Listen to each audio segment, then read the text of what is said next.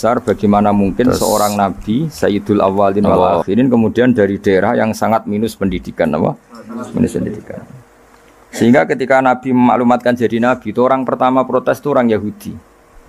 Makanya masyhur, andai kan Muhammad itu nabi dan ada nabi akhir zaman, pastilah kita. Cara pikiran Yahudi pastilah kita. Karena orang Yahudi kita tahu Yahuda bin Yakub bin Ishak bin Ibrahim. Eling-eling napa? Yahuda bin Yakub bin Ishak bin Ibrahim. Nah Yahuda niki dulur barpe Nabi Yusuf, sinten? Dulur barpe Nabi Yusuf. Sehingga secara nasab itu terus dimasalahkan Nabi. Nah, karena Nabi itu dimasalahkan, delalah kersane pangeran, mbah-mbah Nabi itu punya tradisi yang menunjukkan bahwa beliau itu tidak pernah bohong. Misalnya yang paling dekat kita tahu adalah Muhammad bin Abdullah bin Abdul Muthalib. Abdul Muthalib ini orang yang suka tawaf ning Ka'bah. Suka tawaf di Ka'bah, kemudian ada pintu di Mekah namanya Babu Syaibah, apa? Babu Syaibah atau Babu Bani Syaibah. Terus sampai tok wau Ilyas. Ilyas itu wa huwa awwaluman ahdal budna ila rihabil haramiyah. Ada tradisi memberi hadiah ke Ka'bah. Singkat cerita, Imam Barjanji ini termasuk Sayyid Al-Husaini, Imam Barjanji itu namanya Ja'far bin Hasan Al-Barjanji ini. Beliau berpendapat atau memaklumatkan ulang bahwa Muhammad jadi nabi ku wajar. Mergo hakikate Muhammad adalah turunan Nabi Ibrahim alaihi salam. Berarti sama dengan klaim mereka kalau mereka mintoriki Ishak, ya, nabi-nabi kayak Nabi Yusuf kan mintoriki Ishak. Berarti kan Yusuf bin Yakub bin Ishak bin Ibrahim. Dan kita tahu secara mujma' alaih Ishak ini punya saudara lebih tua namanya siapa? Ismail. Nah, Kanjeng Nabi ini zuriyahnya sinten? Ismail. Lalu itu butuh data empirik, data bahwa Ibrahim itu pernah di Mekah. Kalau betul orang Mekah itu turunan sinten? Ibrahim, maka butuh bukti empirik. Bicara saniki artefak nopo-nopo bukti-bukti yang pernah menunjukkan Ibrahim di Mekah. Ini terus dijabek pangeran ketika orang Yahudi meragukan status nasabnya sinten?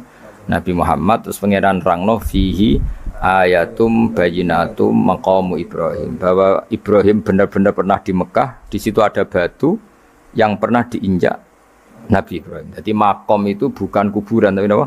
Sesuatu yang pernah didomisali, ya, atau pernah diinjak.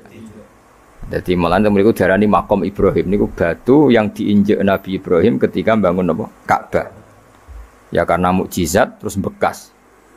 Dan bekas itu mulai dulu orang yakin dan pasti itu sisa atau bekasnya kakinya Nabi Ibrahim. Lana Ibrahim nate urip teng Mekah karena sampai bangun Ka'bah. Apalagi dulu bangunnya pasti lama.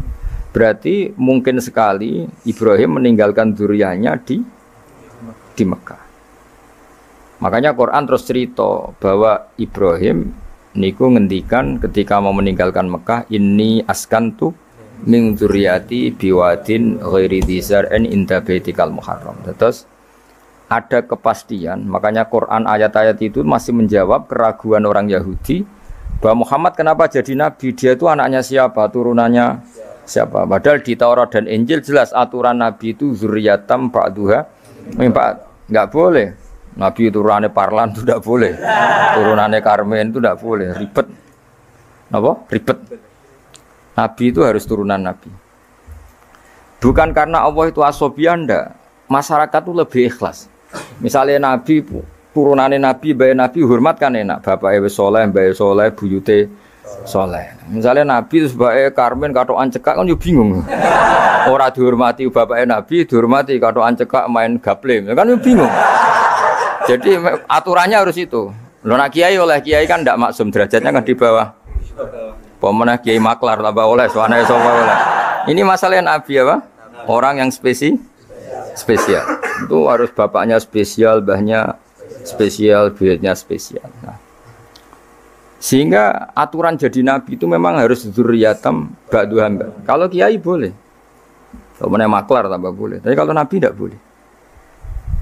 Nah, aturan-aturan itu ada di Taurat dan Injil. Makanya yang pertama disoal orang Yahudi, kalau Muhammad Nabi itu bapaknya siapa, mbahnya siapa.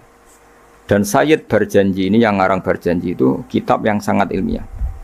Makanya kata Mbah Mun, meskipun ada simtuduror, orang itu nggak boleh meninggalkan Barjanji karena kitab madaih yang mamlu'ah bil ilmi itu Barjanji.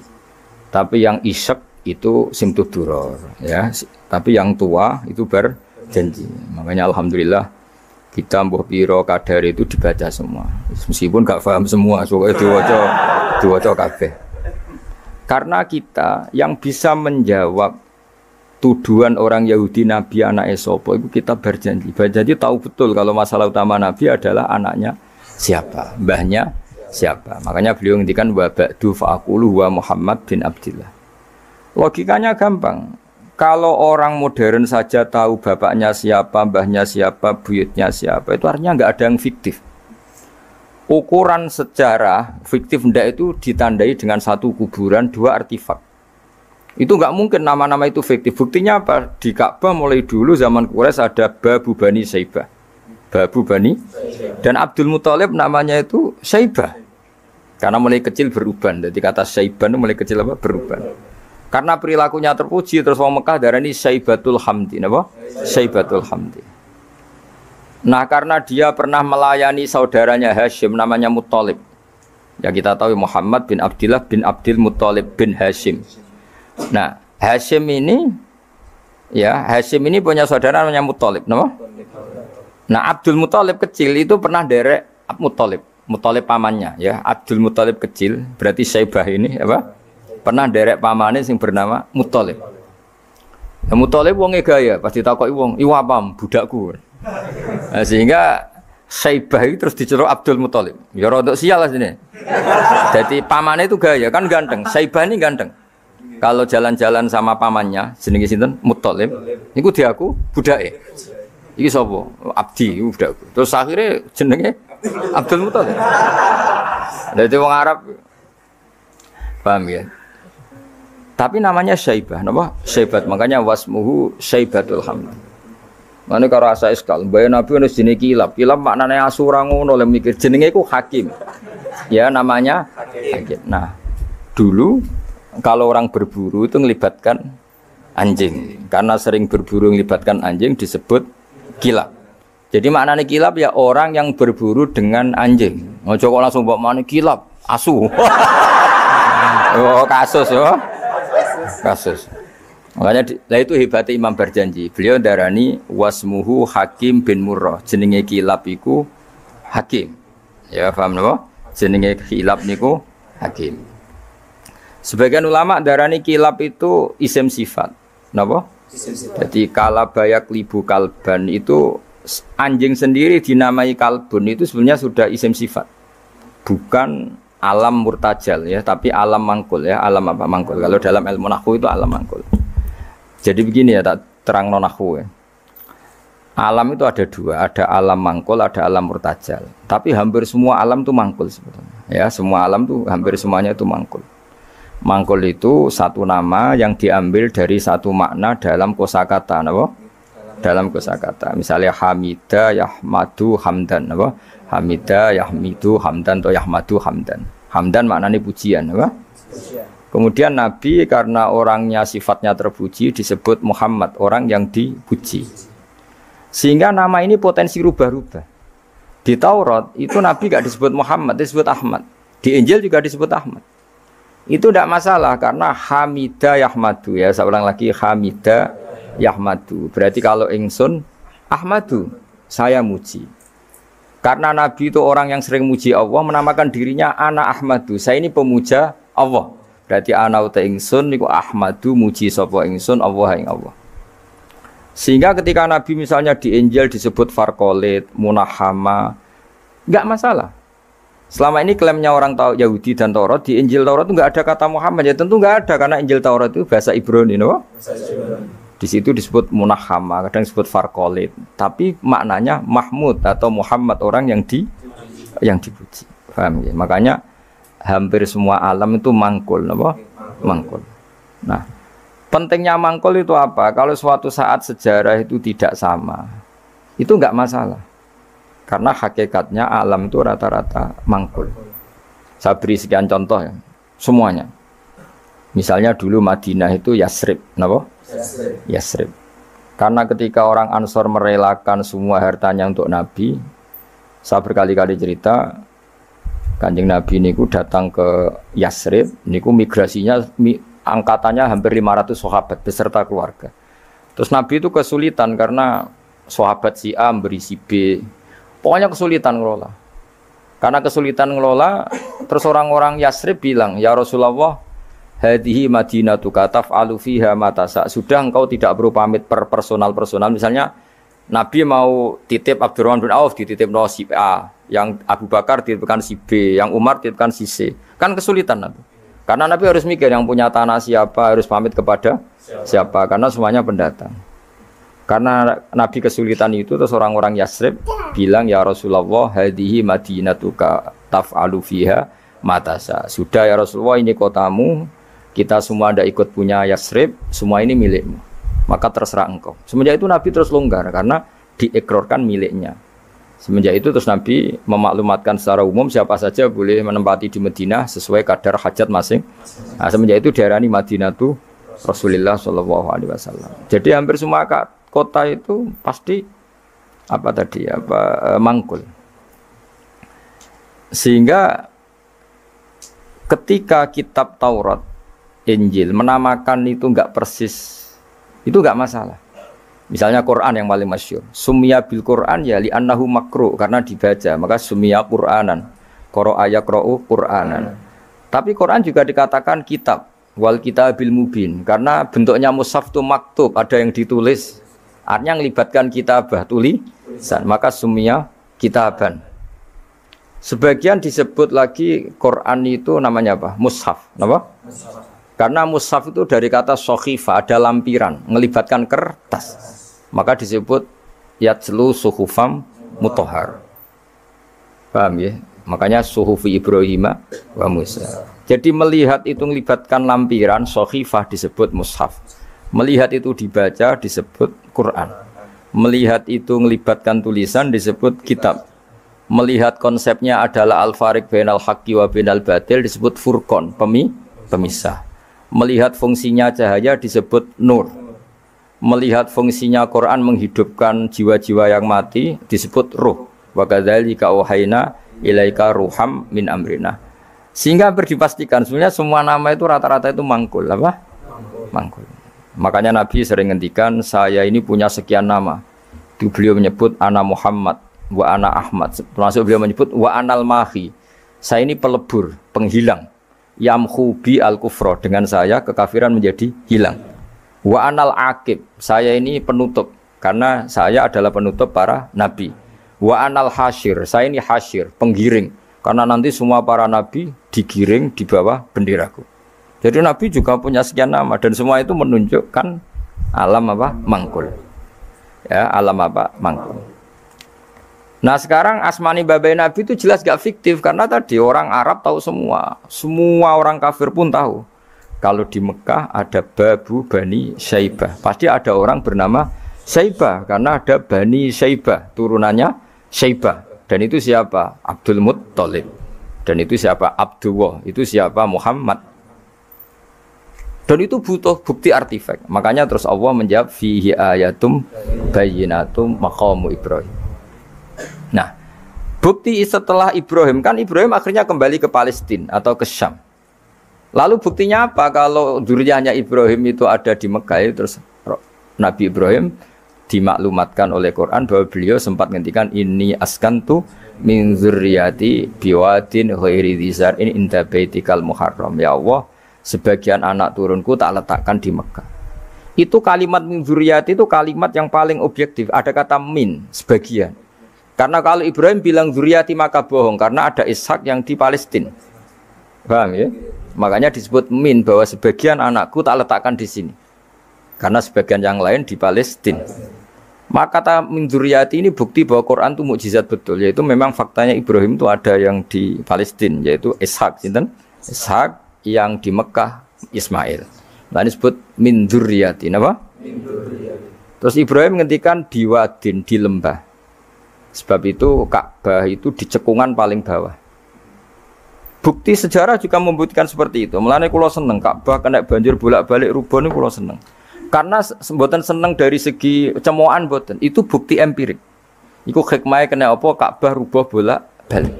Andai kan enggak rubuh bolak-balik karena banjir, orang susah nyari sejarah.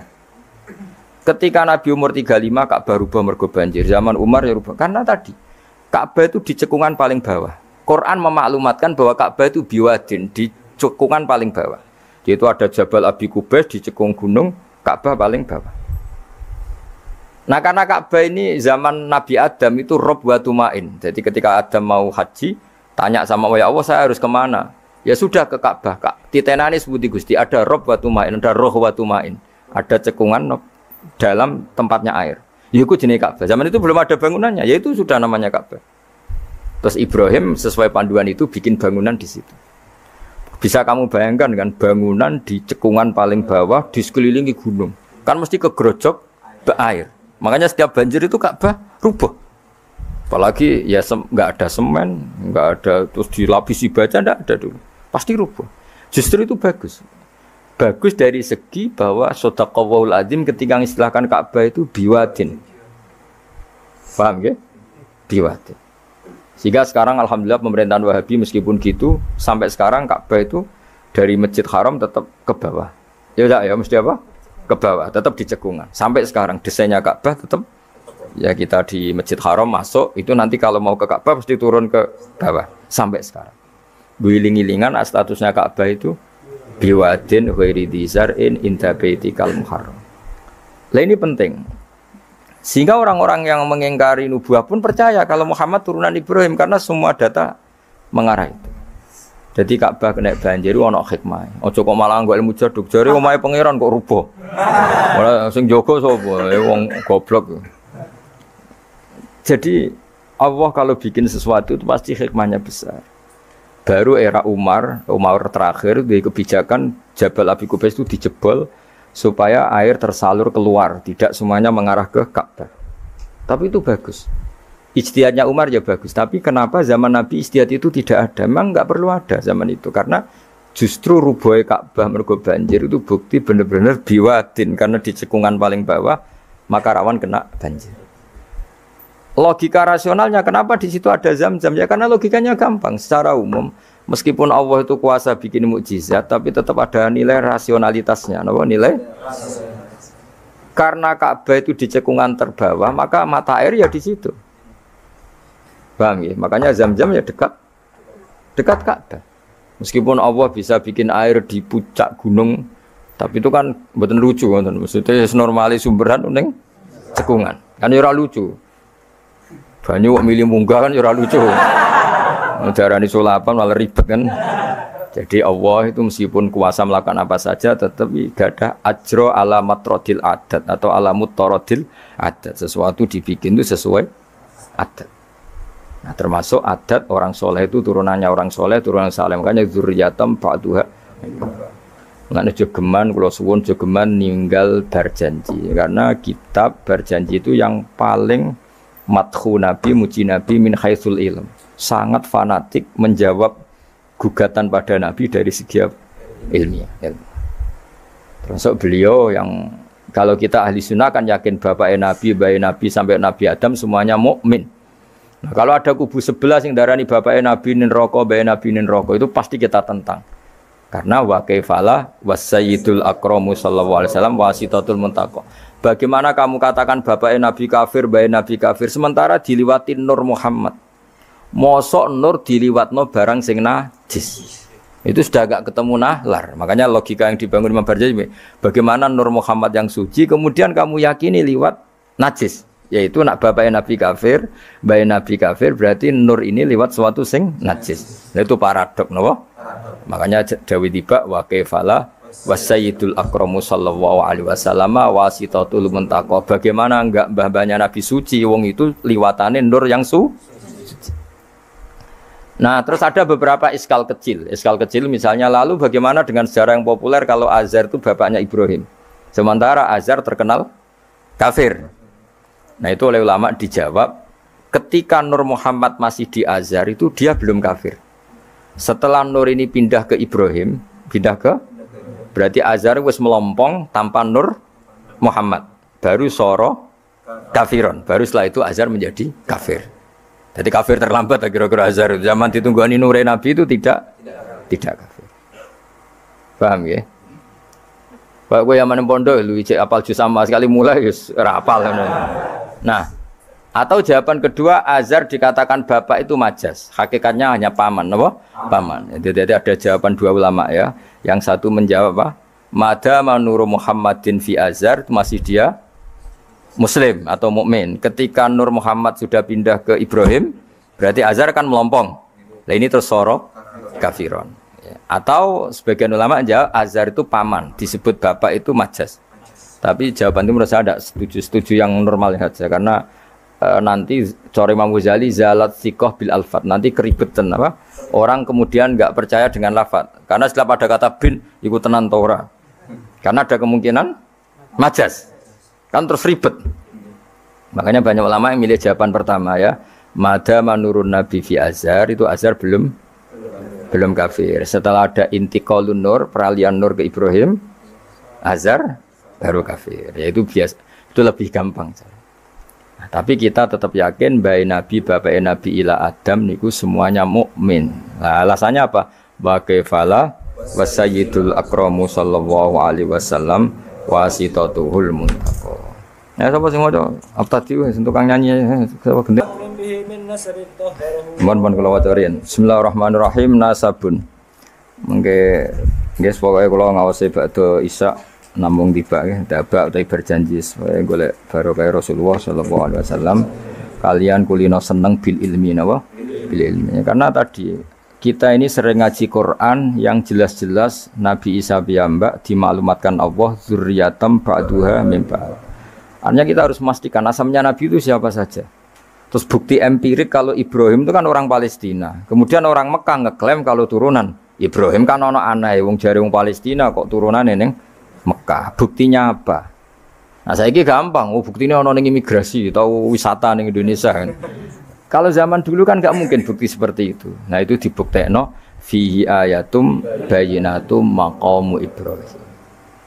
Jadi makom itu meniku artinya buatan kuburan apa? Jejak Nabi Ibrahim niku injaan kakine sinten Ibrahim. Paham gitu. Terus niku ketok nak berjanji niku ngelem Nabi sing otentik ilmiah. Nak Sayyid Ali sing Al-Habsyi niku isek napa brontone ning Nabi dadi simtut dura.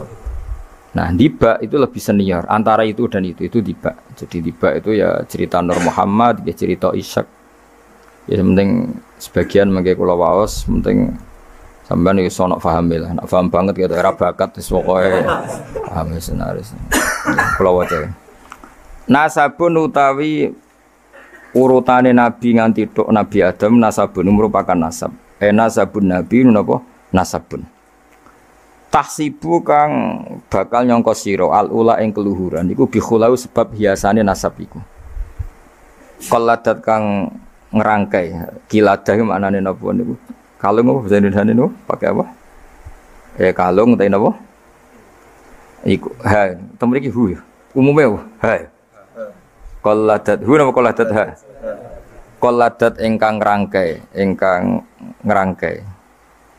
Ha ing al-khula nujumaha. Tegese ing napa bintang-bintangi al-khula apa al-jauza'u lintang jauza. Maksudnya ini satu untean mata rantai hiasan sing ibarat bintang apa? Jauza. Habada bejo banget apa ikdu sudatin apa mata rantai kang dadi sayyid, kang dadi kehormatan wa fakhorin dadi kebanggaan. Antau te sira fihi fin nasab al yatimatu yatim al asma'u kang terjaga. Maksudnya yatimah itu yatim itu maknanya kan enggak ada kembarannya karena maknanya yatim orang yang sendirian tanpa bapak tanpa ibu. Maknanya kehormatannya Nabi itu enggak tersaingi seperti yatim. Jadi kalau orang Arab darani anta yatimun fis syarab, kamu itu tunggal dalam kemuliaan karena yatim tanpa bapak tanpa ibu. Terus mboten pokoknya yatim sing mriki maksudnya mboten yatim tanpa bapak, yatim tanpa bapak ibu di sini. Wa akrim bidan duh banget mulyane minasabin sange nasab toharo. Ingkang nyucekno ing nasab sapa Allah taala min sifahil jahiliyah saking tradisi zinane wong jahiliyah. Wae sifah iku kosok baline napa Nikah. Kalau hubungan suami istri yang resmi disebut apa? Nikah. Kalau kesalahan disebut sifah. Sungguh mulia nasabnya Nabi yang mulai mbah-mbahnya terbebas dari unsur sifah atau unsur zina. Aurada nyritakno urutan iki sapa Az-Zainul Iraqi waridau ing tumekane nasab fi mauridil hani ing dalem silsilah sing nyaman al-hani wa rawahu lang riwayat sapa Zain al-Iraqi hu ing hadan nasab. Ayo jeng waca teng hafidhul lillah. Ayo waca. Hafidhul lillah hafidhul lillah karamatan li Muhammadin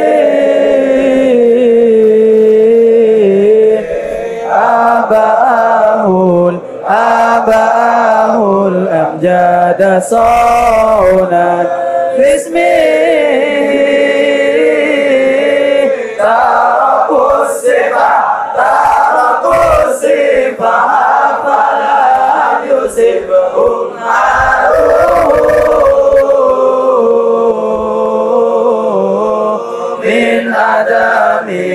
min adami wa ila abi wa ummi. Jadi wow nggih, saya ulang lagi nggih, Nabi itu figur yang spesial dan Nabi ini pasti nanti ngaramkan zina. Ya Nabi ini pasti nanti ngaramkan. Kayak apa susahnya kalau misalnya wong mbam dhewe ngono, buyutem dhewe ngono. Maka supaya tidak seperti itu, abai Nabi terbebas dari zina, mbahnya terbebas dari zina, buyutnya sampai Nabi Adam. Semua mbah-mbahnya Nabi terbebas dari zina. Allah menjaga itu supaya demi kehormatannya Nabi Muhammad SAW. Kan gak kebayang misalnya Nabi ngaramkan nyolong, sembahyang nyolong jambu, kan yo ribet.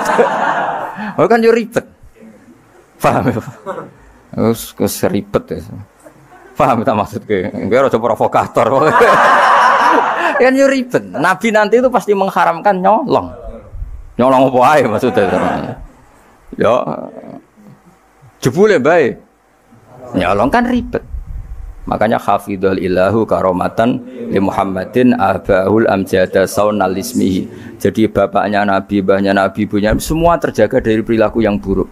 Jagani nanti cucunya ini akan mensyariatkan sesuatu yang baik. Nanti kan mesti tercemooh gaya mumat anti zina mbahmu ya gitu kan ribet. Gayamu ngaramno nyolong, mbah-mbahmu nyolong kan ribet.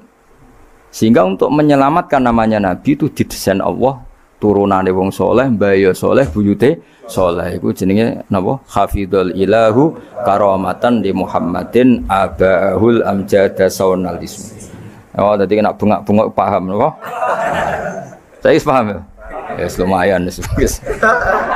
Ora usah amin ra paham ya ora apa-apa. Kayak Madura takoki. Kamu tahu ini larangan? Enggak tahu, Pak. Kenapa? Enggak bisa baca. Loh kenapa enggak bisa baca? Kalau bisa baca jadi polisi, Pak. Nah, kena paham malah jadi kiai. Pantasnya ora paham bener. Sementing bengak-bengok rame-rame Islam no? Ya jadi saya ulang lagi ya, Nabi ini itu pasti nanti mengharamkan zina. Kan nanti mesti keweleh nak bapak dhewe, mbak dhewe, buyute zina. Maka supaya Nabi kekasih Allah gak keweleh, bapak ya ora zina, mbak ya ora zina, kuwabe ora zina. Sebut tarakus sifaha falam yusibhum aruhu min adami wa ila abihi wa ummi. Jadi mbah-mbahnya Nabi tidak pernah zina. Itu dimulai dari terutama Kanjeng Nabi ya tentu bapake sampai Nabi Adam. Nanti corong Jawa ben gak keweleh napa? Ben gak keweleh. Ya mau misalnya kayak hafid terus di bapak mau Fatihah ra iso isin padahal trimo kia. Apa bayangkan kali itu Nabi. Ya kan makanya Nabi itu dipersiapkan spesial. Makanya kita ahli sunnah ciri khasnya apa? Orang yang meyakini mbah-mbah Nabi mukmin dan terbebas dari dosa syirik dan dosa-dosa besar. Karena karomatan de Muhammadin itu sebagai bentuk penghormatan terhadap Muhammad. Nah, misalnya kendaraan Nabi itu sayyidul awalin wa akhirin. Tapi dhisik bae biasa gaple. Yo kacau. Kacau gak? Kacau kan paradok. Nabi ku sayyidul awalin wa akhirin, tapi bae tukang adu pitik. Wah yo ribet. Ribet banget. Ribet. Nah, mulane nazuman iki nazuman sing kita memaklumatkan bahwa Nabi itu figur yang luar biasa. Ya sing mbok nyanyakno nak malam Jumat itu. Aku kadang iskal, aku ora paham kok bianter. Ya wis gak apa-apa, wis rame-rame napa? Saya tak warai ben rodok dong. Lho kula Kangkang nak tibaan sering nangis. Mergo paham. Tak angen-angen enak sira paham. Mergo ora perlu nangis napa? Kok banter-banter swara lagune beda-beda. Padahal kalau berjanji dibaca itu Nabi sebenarnya hadir. Tapi yang dibaan yang kayak apa enggak tahu. Sing jelas ora dibaan mungkin. Serah apa cukup wis penting seneng Nabi napa. Wis Nabi rawuh cek mboten penting seneng Nabi. Bang rawuh ora raimu malah bingung. Maksudnya hafid kok raine gak meyakinkan. Malah ribet to. Sekarang wala sementing untuk syafaat Kanjeng Muhammad sallallahu alaihi wasallam. Nanti bahane Habib Umar ben kono dirawi Nabi dibahane Habib dibaham wis pokoke rame-rame untuk syafaat wa Kanjeng Nabi. Ora sampeyan rawuh malah ngel-ngel lho. Hafidho joko sapa ilahu pangeran. Hafidho joko sapa ilahu pangeran. Oleh joko karomatan mergo dadi kehormatan di Muhammadin ke Kanjeng Nabi Muhammad. Allah joko abau ing mbah Nabi. Abau dalam bahasa Arab ya bapak, mbah, buyut itu wong Arab nak derene apa? Aba. Mulane Nabi Adam ya kita nami ji abina Adam, bapak kita Adam padahal kita sampai Adam itu wis beribu-ribu tapi istilahnya tetap abina Adam. Abahu ing bapak mbahe buyut-buyute Kanjeng Nabi. Jadi artinya gini, jangan sampai kamu di keyakinan sing dijogo pas bapak etok. Mbahe ora keliru, aba di sini apa? Wis pokoke bapak, mbah, buyut iku wong Arab nak darani apa? Aba. Kayak kita darani Adam ya napa?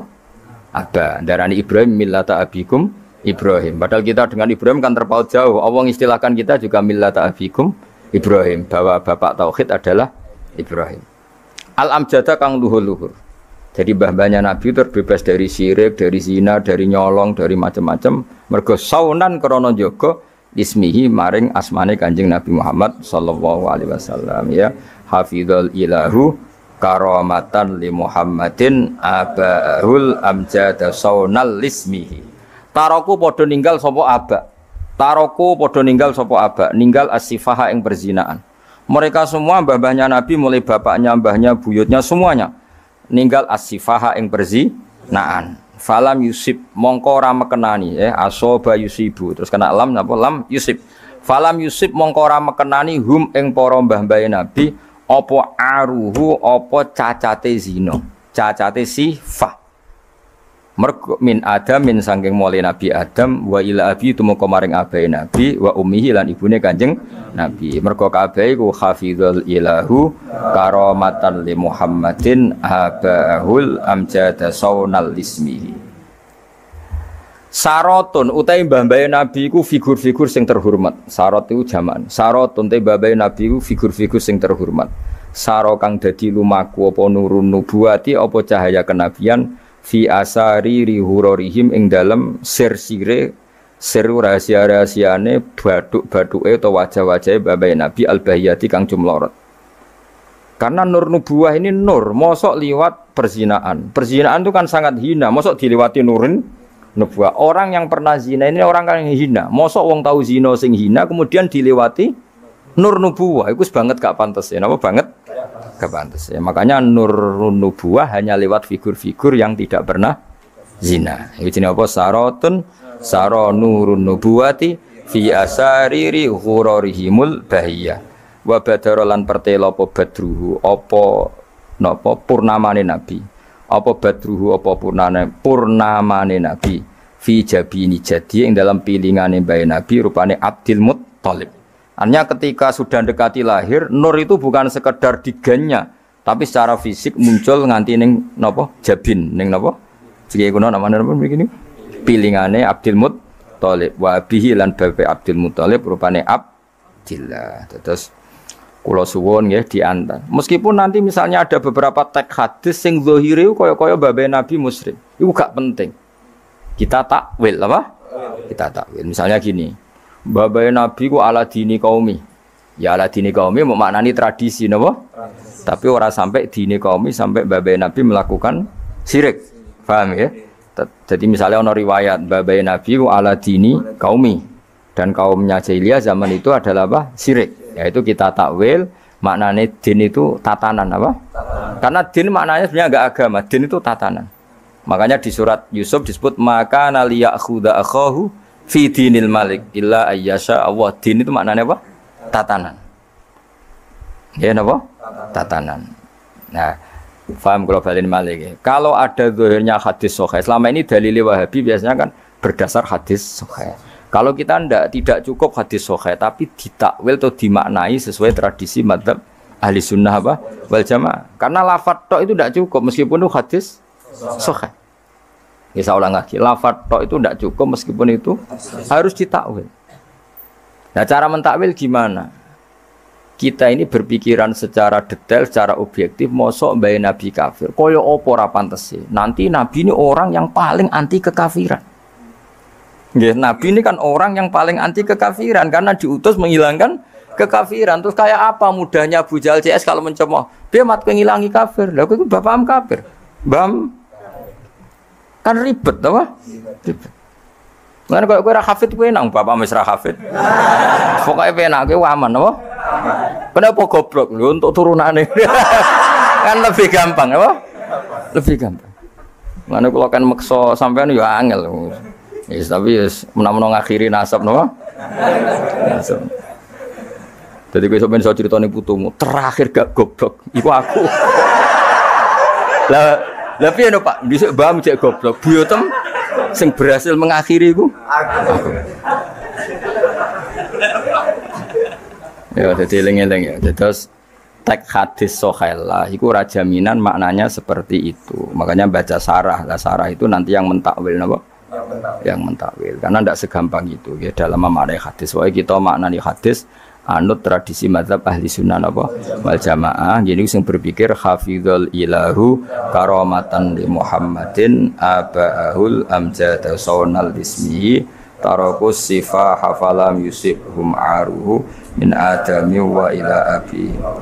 Ayo waca mulai nasabun 4 bet terus wis ngajine terus. Ayo waca. Ayo bareng. Nasabun ta